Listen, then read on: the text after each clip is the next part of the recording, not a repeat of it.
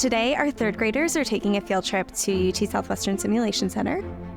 They have a chance to bring all of the learning that they do in the classroom and bring it to real-life experiences here with the Simulation Center staff. 4 stations, okay?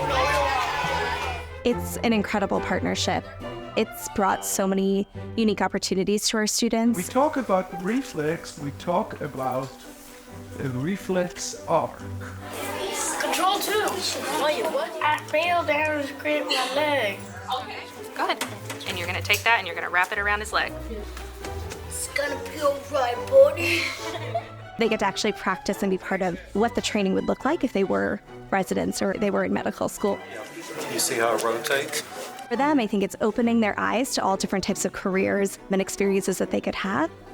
They had an amazing day learning all different types of things and firsthand experiences here in the Sim Center. Now that we cleaned it, what are we gonna put on it? A bandage, right?